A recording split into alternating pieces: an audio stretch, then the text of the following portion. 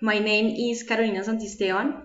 If I could have any job, I think I would like to be a doctor. I think this because in job helping other people, and I would like to find a cure for main diseases. I would also like to specialize in pediatrics. Really like to work with babies.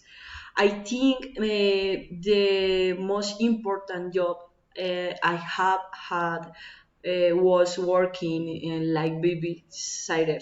I believe this because I learning different things about baby.